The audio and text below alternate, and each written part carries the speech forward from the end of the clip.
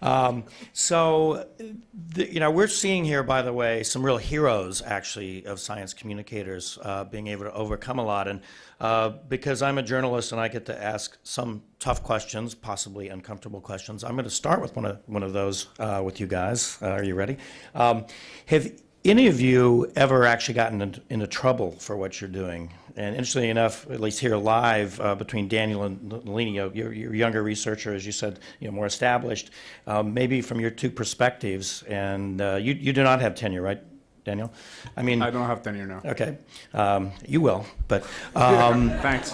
Yeah. Thank Maybe not after this panel. Right, give me your card after. Yeah, right. Yeah, exactly. Okay. But I'm wondering, from a broad front, really, I mean, have you had trouble in communicating, especially some of these more innovative types of communication? I mean, I can see where some of your colleagues might, on the treetop Barbie, might really find that you're, trivializing the science. That might be one criticism.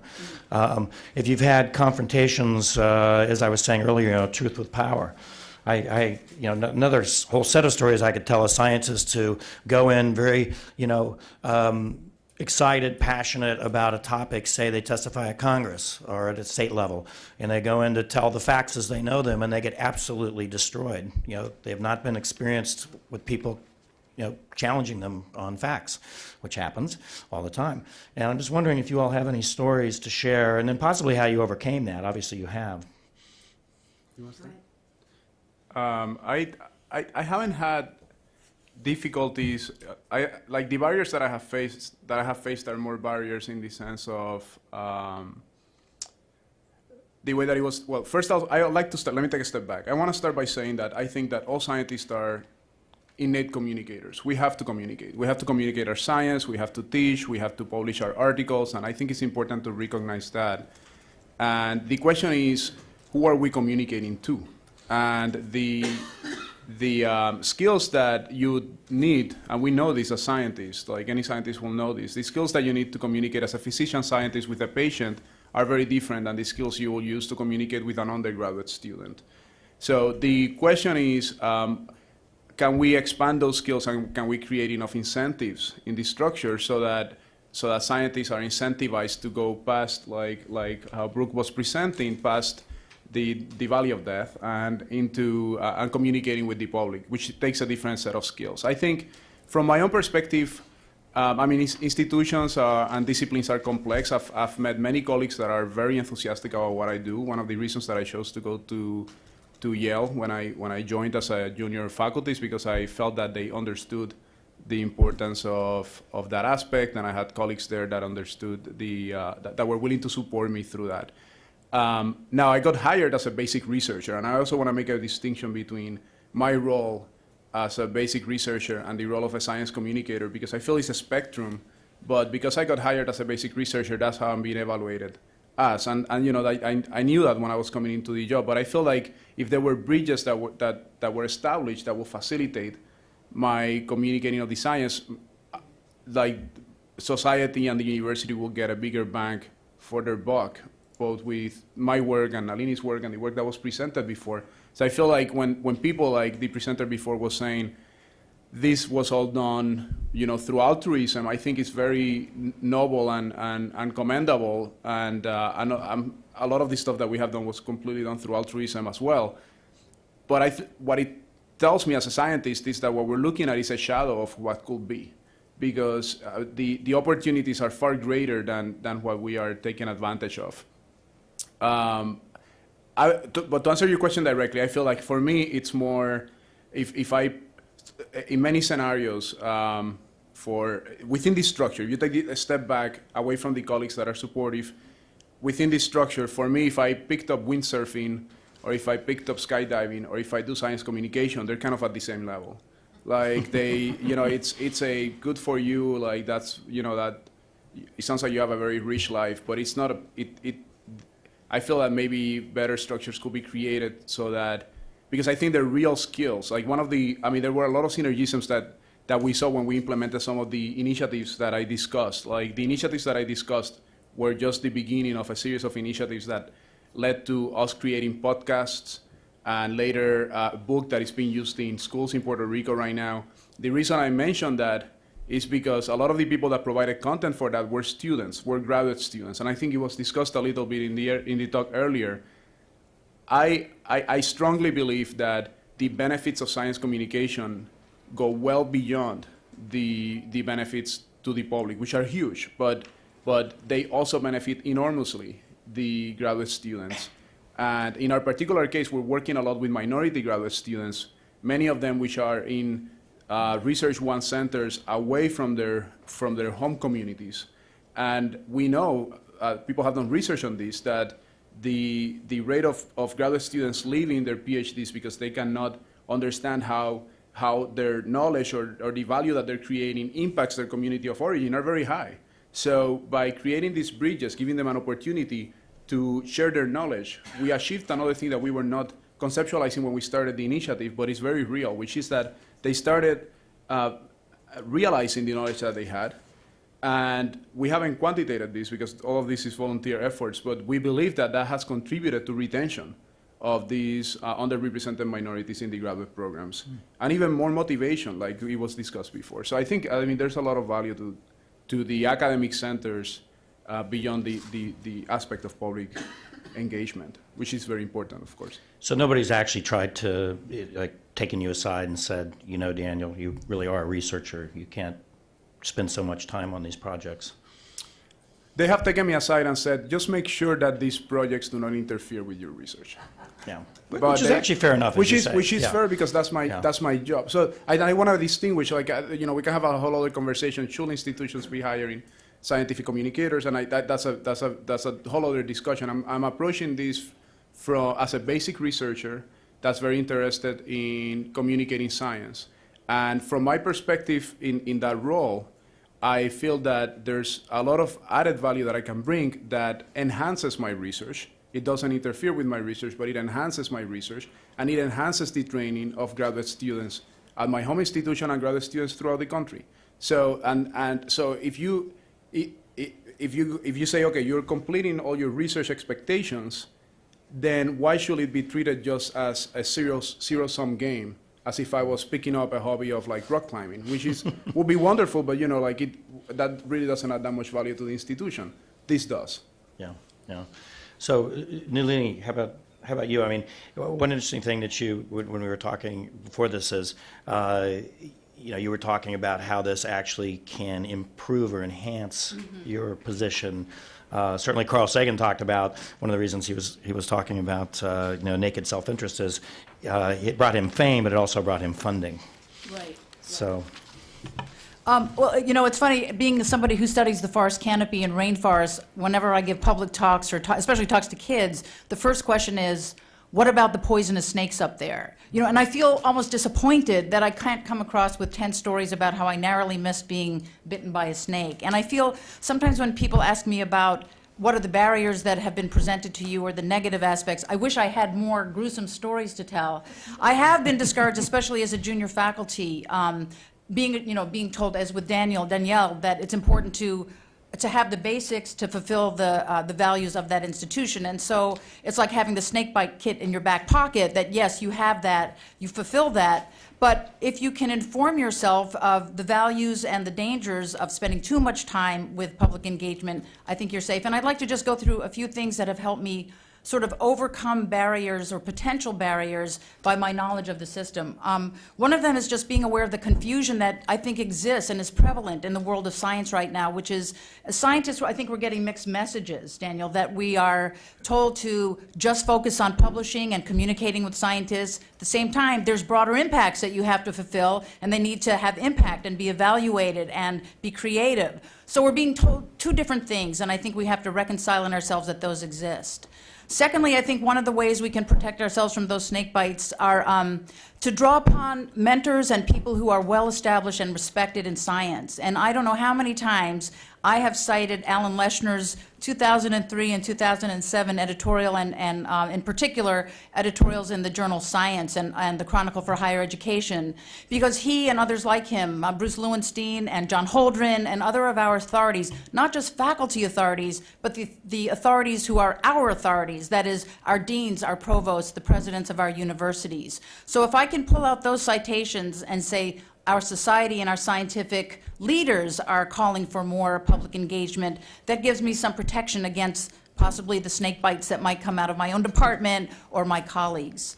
I think also that we can use the media, as I said. I think that can be very powerful. But with all of this protection that an individual scientist might muster, and perhaps the most important one being self-knowledge, that this is important to me, this is important to my field, this is important to the enterprise of science. Without it, we will not have a society that supports science. We will not have a society that votes Congress people to vote for a higher NSF budget. We will not have my kids being convinced that science is an important field to go into. So I think that this conference is really important because we're beginning to think about the infrastructure that scientists like myself and Danielle and other individual scientists really desperately need to keep those potential snake bites away. I think it's possible, but there's much improvement. So when I talk to my students and my junior scientists in my department, I say, yes, there are dangers out there in terms of your career, but if you can arm yourselves with the snake bite kits of people like Alan and people like higher administrators, people like the media, then I think we have a way to move through that sort of jungle that exists right now in terms of making our way through to where I think we all want to be in terms of science and society. Yes, and as Brooke mentioned, and I think May as well, I've even in the time that I've been a science writer have seen this shifting. You know, 15, 20 years ago, I think there was much more pressure to stay in the academy, to stay in the ivory tower, to, Right. you know, watch out what you say. And especially, you know, younger scientists, sort of middle-aged scientists now, feel much more comfortable. And in fact, you know, I got to say, communications departments, depending on where they are, have shifted too, where they actually are pushing people who have opinions. I mean, that's another one. You know, are you allowed to say what you really think? Could I say one more thing? Sure. And I think in addition to the attitude shift, I think there's more information for scientists like myself and Danielle and others to do better informal science education. And I just want to point out that an organization called the Center for Advancing Informal Science Education, CASE, is a case in point of communicators, informal science educators who are making a strong and concerted effort right now to get the information of how do you write a survey, how do you do evaluation, what are some case studies that you can look at if you're writing your broader impacts. And I brought some of these little pamphlets that I put on the back desk to kind of show that it isn't just scientists now who are trying to meet this effort, but there are also a whole army in a positive sense of informal science educators that are really striving to meet the needs of scientists who need guidance and help in doing excellent and effective public engagement. Yeah, part of what I love about this, by the way, is, I mean, why would you become a scientist unless you found, as a kid, you found the butterfly, or you found something Moss. Amazing, right, or the moss, and you say, wow, I want to show this to my parents, I want to show it to my friends. And so I think that's where a lot of this, and in fact, I think these barriers end up shutting down that kind of natural impulse. Right. Gee, look at this, even if it's just for your friends and colleagues. And by the way, I have a literal snake bite. Or almost snakebite story, saved by science communication. I was a correspondent in Africa, and I went out with a leaky expedition, and we were camping up near the Ethiopian border, and I got up, got out of my sleeping bag. I was stupidly in bare feet, and I was just about to take a step, and one of the major archaeologists there pushed me down, and I thought, whoa, what's going on here? I was just about to step on a sawtooth puff adder, which, of course, would have been the end of me in a literal snake bite. So I was saved by a rather abrupt Saved by science, that's right. Communication, exactly. So Craig, I think we still have you there. Do you have some comments on this? Have you gotten into trouble or have any stories along those lines, overcoming barriers? No, I've been really lucky to be at my current institution at Duke has been amazingly supportive, and my previous institution at the Monterey Aquarium Research Institute was also amazingly supportive of the sort of deep sea nude blog and social media. And so I guess what I'm more concerned about is the things that go on that are not as blatant. Like, are there subtle decisions are being made about grants or awards or things like that that my colleagues are taking into consideration, what I'm doing with BBC News and is slightly counting against me. I don't know that, and I worry about that a lot. There's been a couple recent essays online about scientists being concerned, actually presenting a couple cases where the informal tone that people have used online to communicate science has not been a sort of respected model by colleagues. And I have become increasingly more concerned about that, despite the effectiveness of what I feel is news. And so, but most of my colleagues have been extremely supportive of this. The main barrier that I have is posed one, as Daniel was mentioning. I'm hired as a basic researcher, and so my career is evaluated on that. And so I often don't have as much time to spend on doing outreach as I want to, because I need to do research, and sometimes vice versa. Sometimes the outreach overtakes the research, and I try to integrate them as much as possible so that when I'm doing one, I'm actually doing the other. But it's a very tough model. Okay. I guess he's done. So I did. Should I say 10 yeah, more at the end? I guess he's not. Go ahead, Craig. Oh, I was just saying maybe I should use CB handles and say 10-4. Yeah, right. I know. I think there's some sort of ending phrase there. But are you done? Okay. Yes. I did want to, I meant to say this earlier, but we do have hopefully a lot of people listening in, and I did want to, and for you all even here, the hashtag on Twitter, which I'm getting a little feed of, and great stuff coming through, but hashtag NAS interface. So, and if you people especially that are listening in and not here have some questions, I am monitoring that, so let us know. And we are going to go to questions here in a few minutes. But I did want to, we've mentioned a couple of times about audiences. And I think when we get back into the infrastructure question, it's a complicated stew of audiences that a scientist has to deal with, and we've mentioned several of them. But there's your colleagues, there's the people you work for, there's potentially, as I said earlier, if you're advising the government, or if you're advising other important entities that need this information. There's the public. Nalini, you mentioned on the call the other day that you actually sometimes prefer to leapfrog people like me in the media, Nalini, and go directly to the public. And I'm wondering first of all, how you sort through that, and who is there a most important audience, and who that would be? And maybe, Craig, why don't we start with you this time rather than having you hang there? So the question is about yeah, it's about what is your audience basically? Yeah, what is the most important audience? Anybody.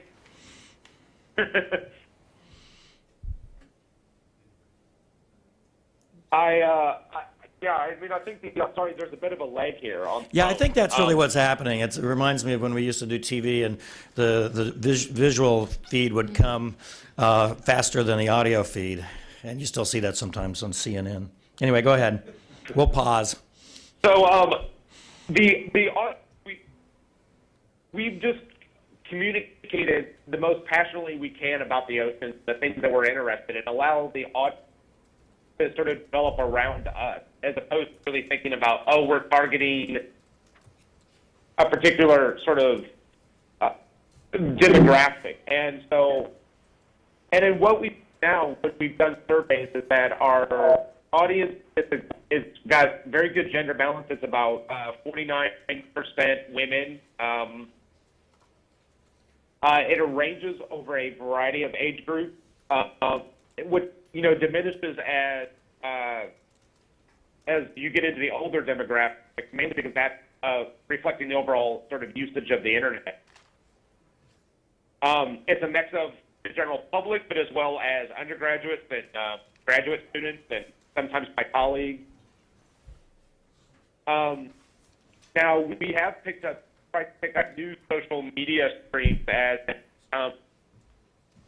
they become popular to sort of get into new audiences. So, for example, Pinterest is more popular with women than it is with men.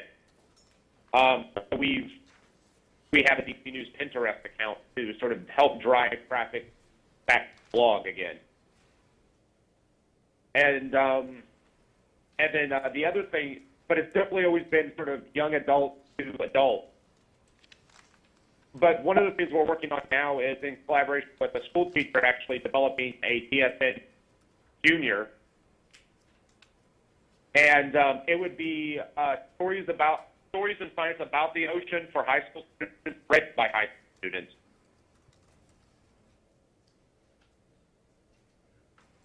And that's it.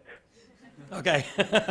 Yeah, part of the problem is too, it's a bit crackly. We're hearing you, but I feel like if you're on a cell phone, I'd say call back. But I think we're getting the gist of it. Just going in reverse order here, Daniel. How do you sort through these audiences? Right. So again, because I'm representing a community of scientists, there are about 6,000 scientists that participate in these initiatives through our organization. I think that essentially we tackle a number of audiences. I also wanted to recognize that the executive director, Dr. Giovanna Guerrero Medina, is here with me today. So if you have any questions afterwards, we can talk to her. But essentially, the initiatives, what I have realized through looking at this group of scientists work together is that in reality, this is a continuum. So when you're talking to the general public, many times that same content can be used for like K through 12 type of content. So it's, those levels are kind of synergistic, and there's synergisms that are created in those initiatives. I'm going to give a very concrete example. I started with an example of a completely out of context science example that I found in textbooks when I was growing up in Puerto Rico. So when we started publishing these articles, they were published for the general public, but high school teachers and elementary school teachers were using them in classrooms to message to the students, first, that there were Hispanic scientists out there like them, like the kids. And second, that there were examples having to do with Puerto Rico that were very relevant to them. So based on that experience, we decided to make a book collecting, we did a call out to all our scientists asking them, can you contextualize something that you find cool about science to your reality as a Hispanic scientist or as a Puerto Rican? And the essays that we got were really great. Like one of the essays that we got, for example, discussed how Puerto Rico was actually, which is of course an island in the Caribbean, was actually born in the Pacific. And this was an essay that I would have never been able to write because I'm a neuroscientist, but this was an essay written by a geologist that explained how one of the areas in Puerto Rico that everyone recognizes called Cabo Rojo, which is Red Cape, translated into English, it's called Red Cape because it has these hills that are red. And they're red because they're these fossilized microorganisms which exoskeletons are red. And those microorganisms have never existed in the Atlantic. They come from the Pacific. So that was an essay written for the general public. And it was an essay that got a lot of press because people were like, wow, Puerto Rico was born in the Pacific. But it was an essay that then teachers used to explain the concept of tectonic plate movement in a context-relevant fashion that the students could relate to. So I think, so when we talk about audiences, I think there are barriers to talking to different audiences, but I will argue that talking to the general public or talking to students K through 12 is there are a lot of similarities there. There are a lot of similarities. And I wanted to finish by when you were asking the question, I was reflecting what was the most terrifying talk that I've ever given. And the most terrifying, I talk to Nobel laureates and members of the national academies frequently at meetings and other settings. But the most terrifying talk I've ever given was at a AAAS meeting. It was Meet the Family Day. And they told me, can you just explain your science to the general public? And I thought that there were going to be essentially adults there. And it was an audience like 75% kids between 7 to 10 years old. And I was peppered with questions. They kept me honest. They were asking me questions. And I think, again, this comes back to the concept that I was talking about before. I really don't see these things as separated. I see them, I think they're people that they're different skill sets. They require different skill sets. But the reflections that those questions forced me to make after the meeting were actually very valuable for my research, because they were requiring me to take a step back and really reflect what is the value of my research in the broader context. Are these the best experiments I can be doing right now? And that actually is very important. It's more important than optimizing a PCR or not more important, but equally important, I would argue, than optimizing a PCR or some other technical aspect that you might get if you're presenting at a scientific conference. Yeah. Do you find, say, the funding audience, the grant audience, which obviously funding is tight, young researcher, or is that on your mind when you're doing some of these things, that you want to be sure that you're not essentially pissing those guys off in some way, or saying something that might oversimplify that they would object to? Right. So this aspect, not in the way that you were framing it, but in a related way. So I think I haven't encountered grant officers saying, that AAA is Family Day, because they're different audiences, so they usually don't overlap. But there is a very real barrier in communicating with the public that scientists, that requires some reflection and some training, which is that as scientists, when we publish, and I wrote an op-ed about this for the Chronicles of Higher Education. So publication for science is almost like writing on stone. Like it's something where when you put it out there, if the worst feedback you can get is, oh, that's controversial. Like if you're a controversial scientist, that's not good. And it's something that if the writing is, if that published article, that scientific body of work is important, it's something that's going to continue to pick up, you're going to get feedback, you're going to get recognized for it, you're going to get invited to give talks, but it builds up slowly. And what you have to say, what you write, you're very careful about writing and very precise. Writing for the general public, like for a newspaper article or something like that, is very different. If it's very successful, it's an explosion. So it's overwhelming. So you get a lot, but then it lasts a few days, and then it fizzles out, and then it's gone. So that experience, I think, is very different from publishing a scientific article. And I think scientists have a hard time transitioning that. Yeah. And also negotiating, being precise but being relevant, because the more precise and the more specific you get, the less relevant you might get. And although you want to be precise, of course, you want to keep it general enough that is relevant to the general public, and that's something that I feel that we're not trained to do very effectively. Yeah, I'm going to actually rephrase this question slightly for Nalini, because we're going to move into the questions. So if you all want to ask questions and start lining up in the microphones there, please do. It was a comment that I was making about your comment that someone has asked, are you finding it useful or essential to go around the press, direct to the public? And we were talking in the context of the prison project, yes. Yes, sometimes it is useful to go around the press, and that's nothing against reporters or the media, so I want to assure you it's nothing personal. But I think sometimes the power of science communication is drawn from the power of the passion of scientists for their own work and the knowledge that they have, the deep knowledge, the deep content that no media person can really have on a particular given subject. So I think that very often I think of our knowledge, the work that we do that yields sort of a dough, a formless dough of information that we get from studying trees or whatever, that can be shaped into different forms of bread, which everybody needs. And we can have bagels, we can have croissants, we can have challah, we can have all different forms of bread that are palatable or interesting to different palates, but it all comes from the researcher. And I think that the media can sometimes help us form those doughs or provide a venue by which to sell them or provide them. But I also think that scientists, with their passion, with their content, if they, for instance, have a 4-year-old kid, they know how to talk to a toddler. And so we might place them in a daycare center where they can explain what their dough is all about. Whether it's a complex idea, they sort of know how to do that. They have a proclivity. If they have a 90-year-old mother like I do in Rockville, Maryland here, I know how to talk to my mom about my science. So we might place that scientist in a senior assisted living center. And in that way, the skills, the passion, and the understanding and the empathy of the scientist for that audience, in that way doesn't necessarily require the intermediary of a press person. But again, I want to emphasize the importance that comes from not just knowing how to talk to the public or having empathy for the public, but scientists also have to be trained to speak to media people like you. And groups like Compass, groups like the Aldo Leopold Leadership Foundation for Environmental Scientists, those are invaluable training grounds for scientists who can then use the fantastic resources that journalists have to communicate much more widely and sustainably. Yeah, and if we're doing our job, we are bringing you to the forefront, Right. the science, and although we have commentators and that sort of thing, that's really what our job is. And as I said earlier, our job is only comes out well if you all are communicating. Right. Properly. So do we have questions here? We have a bunch coming in. Do you want to step up to the microphone? May?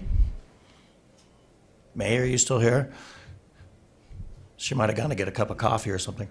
Anyway, did you have a question for May? Or? Okay. Anyway, anyone else here in the room? Because we do have some questions coming in. Yes, you want to step up to the microphone?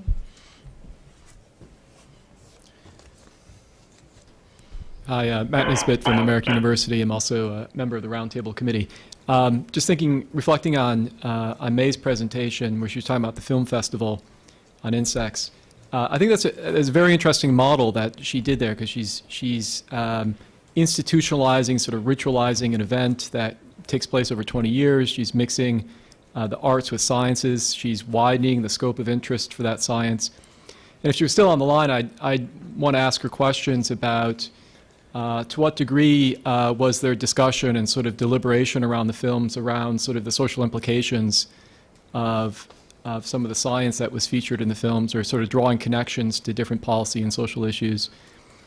And were members of the community invited to those conversations to be panelists, and then other experts on campus, like experts from humanities or the social sciences?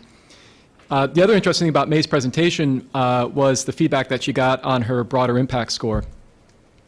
And I tweeted out a link to an article we wrote a couple of years ago at Frontiers in the Environment, Frontiers in Ecology and Environmental Science, where 4 of us got together from different disciplines, and we talked about, well, how can you build up a better communication infrastructure? In this particular case around climate change, we talked about it, so this 4 cultures approach. But our idea was that if you're at a college level or university level, what if you took, say, 2%, 3% of every NSF or science grant that was coming into the college focusing on environmental science, the life sciences, and you pooled it at the college level, and then you had a committee of interdisciplinary experts, much like a human subjects review board, who would come together and say, well, this year or over the next couple of years, how can we take this money and invest it systematically in a way where the sum of the parts are greater than the whole, right? And once you started doing that, then every individual scientist applying for a grant, they'd be able to say in their broader impact statement, well, we have this idea, but this is going to be part of this interdisciplinary initiative as part of our college, sort of a one-of-a-kind thing that we're doing. And we can ensure that there's a lot of expertise and a lot of insight, and even more aggregated resources going into what ultimately would be sustainable initiatives in the community. So those are 2 comments, not really questions. But Go ahead. I'd like to, those are great comments, and again, I want to bring this organization CASE into this. This is exactly the issue, one of the big issues that they're talking about there, which is, it's great to have individual scientists and even a number of people in your department, but are there places on university campuses that can act truly in the aggregate? And in the new language of the broader impacts, of course, that is stated as something that should be viewed by reviewers as something better than a single scientist doing a single outreach project to a 2nd grade or to senior scientists. So places like NSF centers might be a place for that aggregation. Places like the Centers for Science and Math Education, which I direct at the University of Utah, but STEM education centers are now multiplying across campuses. Those are the kinds of repositories, I think, that might be maybe funded by your suggestion, that would serve as a database, as a memory bank, as a culture changer, as a set of resources that we as a body, maybe this round table could help figure out the mechanics of how that can work. I know as a researcher, I don't want any more overhead on my NSF grant to keep me from doing as much research as I can. So that hat, or that voice speaking as a researcher, says, don't lay another 2% tax on my overhead for public, for public engagement. But with my public engagement hat, I would say that's really what we need. So I think the work that lies ahead of the scientific and communications community is, how do we go about getting those resources, and maybe we'll talk about this tomorrow, that would allow us to aggregate the efforts that we are already already doing, at least some of us are, in order to pave the way to make it easier for other researchers and other publics in the future? Yeah, we could talk a lot more about that, but I think we'll get into it some tomorrow. And being new to the grant game, I was sort of shocked. University of California takes 54% of whatever I raise, at least at the federal level. And I was new to the realization that I have to raise twice the amount. So these things are all need to be balanced. So I think that was a good way to describe it.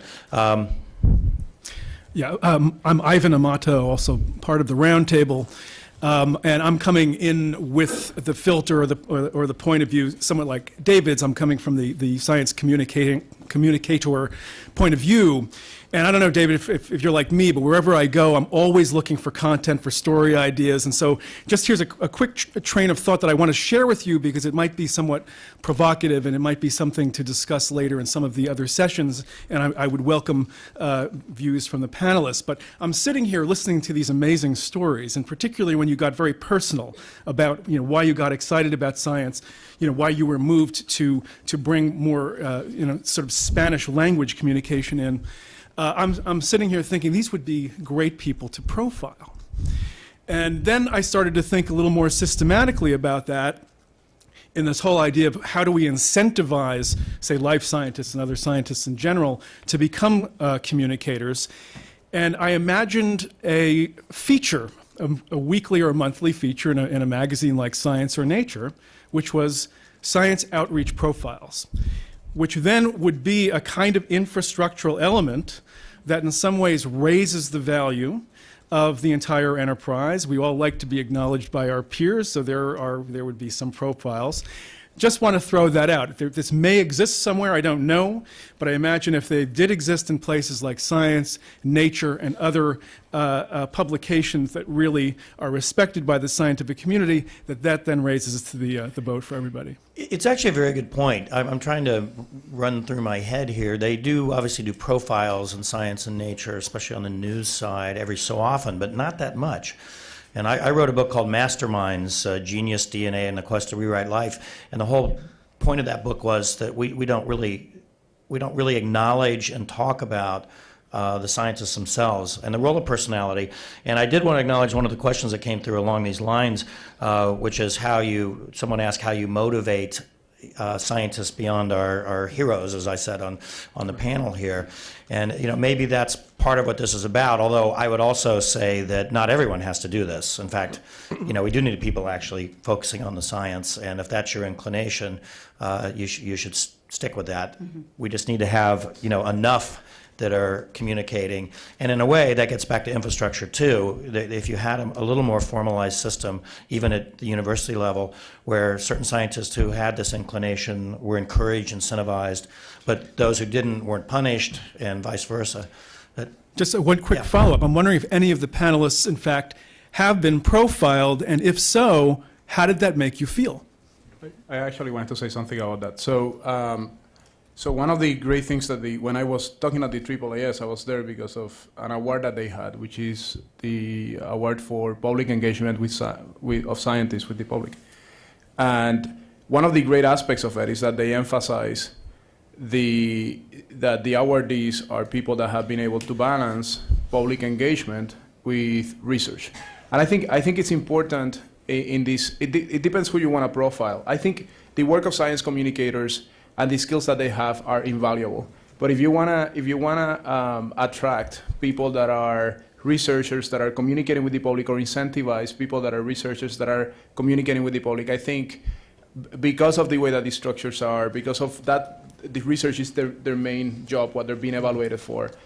It's important to do it the way that the AAAS did it, which is to create a kind of, those profiles, which are a great idea, to create them in a discussion of how is it that you balance these two activities in which you're successful. Because if you only profile the part of the communication, then that might end up hurting the person because they get pegged as a science communicator while they're working as a researcher. Not that there's anything wrong with being pegged as a science communicator, but if your job is not science communication, then that might send the wrong message. Mm-hmm. I also wanted to talk a little bit regarding the first question that was asked and what David was mentioning. I do strongly believe that basic researchers have the capacity and that structures can be created to incentivize them, even though they do mostly research like I do, to incentivize them to communicate with the public. And if there's one take-home message that I would like to send is that, and that by using social networking tools, as we have done in Ciencia PR, the organization that I helped found, we were able to do it with over 6,000 scientists that are geographically dispersed in a shoestring budget. So it is doable. There are barriers, and I think one of the solutions to that is, instead of putting it's something conceptually related to the first question that we heard, which is that instead of putting it all in the scientist, and for the scientists to having to reinvent the wheel, we use the same system that we will use when we collaborate in science. When we collaborate in science, you don't have to become an expert in electron microscopy to get the job done. You collaborate with the best electron microscopists. So why can't we do that in science communication? Why can't we create links between experts in science communication with basic researchers using not conference settings, which are more limited in the sense that we have all to be here. If there's some snow, we cannot make it. Using 21st century technology like social networking tools to bring us together and exchange documents and exchange ideas to be able to really get the public engaged on what is it that science is funding today and why is it important. One of my favorite essays that I wrote was an essay which was very abstract, but it was essentially about why should you care about model organisms? Like, what has yeast contributed to science? And what has C. elegans and Drosophila? And that came after a statement made by former Alaskan Governor Sarah Palin that was talking about the fact that money was being invested in Drosophila research and that was a waste of money. And you might not agree with her politics, but that's actually a statement that I've heard from a lot of people from both spectrums of left and right. So if people are not understanding that, how can we expect them to support science? Yeah, I wish we had more time to get into that. I mean, you have these startling figures about the percentage of people that believe in Darwinian evolution, and clearly, and someone else who wrote in who mentioned, are we really talking about the public? Or are we talking about the science-interested public? And those can be two very different things. Anyway, we have time for one more question, Jack.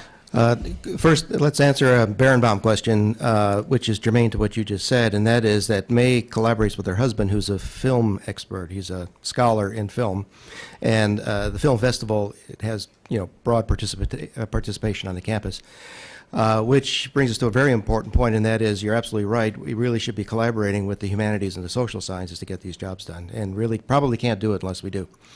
Back to May for a moment, though. At last week's Compass meeting, there was wide agreement, including from several NSF officials in attendance, that federal agencies are not enforcing, at least not routinely enforcing, their demand for broader impacts in any way that is really going to pressure a scientist to do it reliably. And something we all feel really needs to happen is for that, the screws to be put on there. And I wanted to reassure May that I didn't have anything to do with reviewing her proposal. And she certainly has no trouble getting grants. But it was very interesting and kind of encouraging to see such a critical review in that part of the proposal. Mm-hmm. Yeah. Maybe super quick question. You have a question? Yeah. Sure.